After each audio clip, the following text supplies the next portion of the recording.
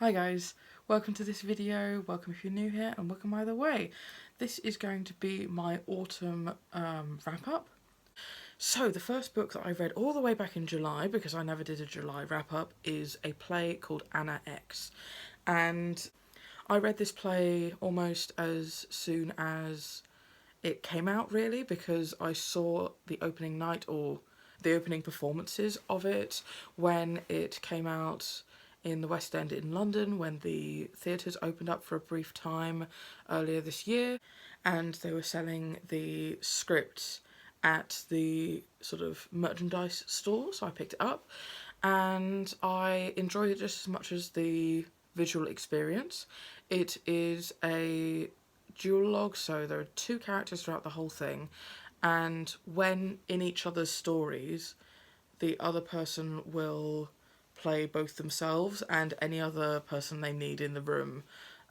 So again, it was quite a. I think this is what the earlier play Faggot could have done in terms of people playing different roles but still having them very distinct characters. I think this is a far better example.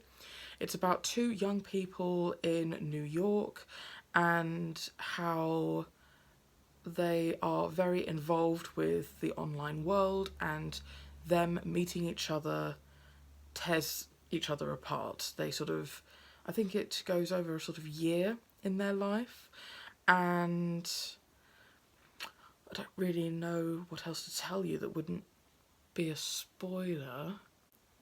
Anyway, I thought it was really, really good. If you're sort of a fan of modern plays and maybe looking for a play to put on that wouldn't need necessarily a huge variety of set or props or actors, this is a really good one to go for. I think it was done really well. Oh, and I gave it 4 stars. The next book I've got is another play called Overflow. So I really, really enjoyed this. Again, I gave it 4 stars. And this one, I haven't seen it in person, I'd like to. But I picked this up when I went to the indie bookstore Gaze the Word in London, and which is a LGBT bookshop, and I just looked at the plays and picked one up at random, and it happened to be this one, and I really enjoyed it. It is a monologue again, so again, doesn't need a lot of set changes, doesn't need a lot of actors on the stage, doesn't need a whole lot of props. It's very interactive with the sort of set, but it would be an incredibly easy one to look to put on if you were struggling for actors during lockdown.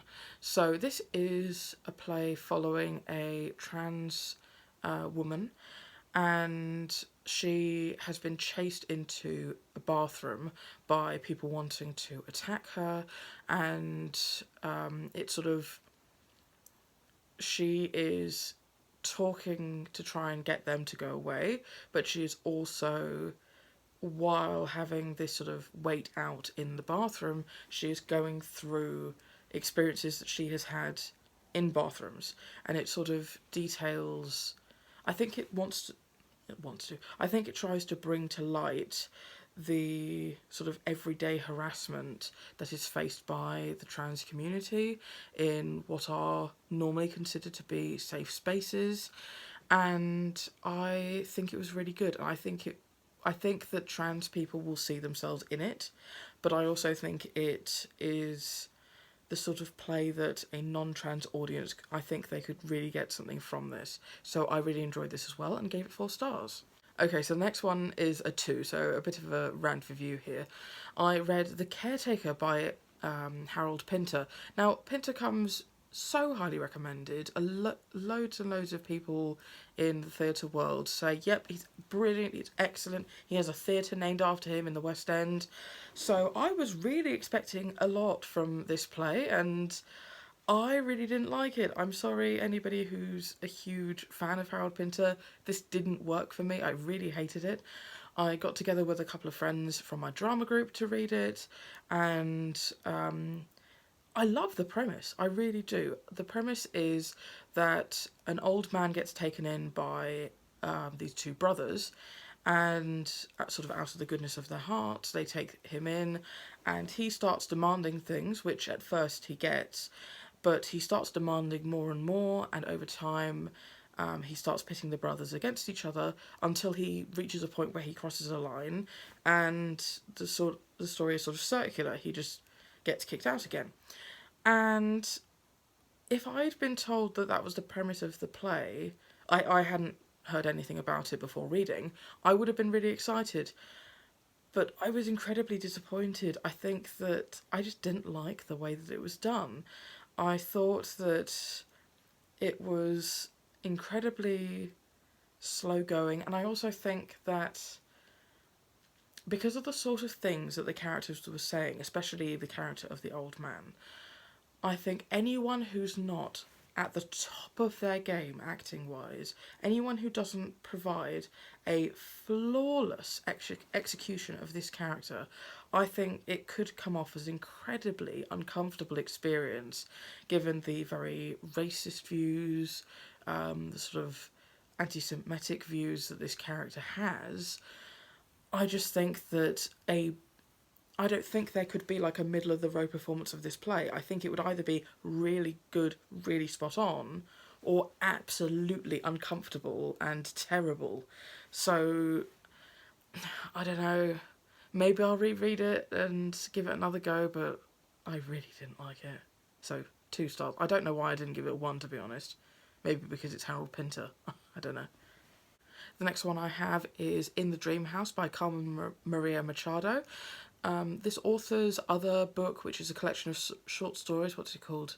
Her Body and Other Parties, blew up on BookTube a couple of years ago, and I haven't really heard anyone talk about this, but I'm very curious to read Her Body and Other Parties after reading In the Dream House.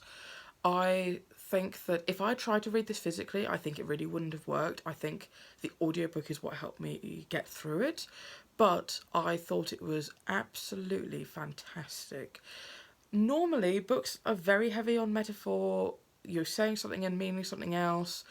Do not work for me, but for some reason this did, and it was so brilliant. It is essentially a woman going through a manipulatively abusive relationship, and how someone can just fall into one and not realise what's happening, and how someone can process that. I would tread with caution for anyone who has ever suffered abuse to read this book. It may trigger you. However, I do think it was handled remarkably well. It was very heavy on the metaphor, and it was very it felt very fragmented, very detached, but I think that those were both done on purpose. I think that they were purpose decisions made by the author as the result of going through and recounting memories of abuse. And I think it was remarkable. I would highly recommend this one, especially if you're someone who really didn't get on with her other work. Maybe this is one to give a go, because maybe with it being a longer story, it may have more development, but I would be interested to see, once I've read both, how they compare. Oh, and I gave that one 4 stars too.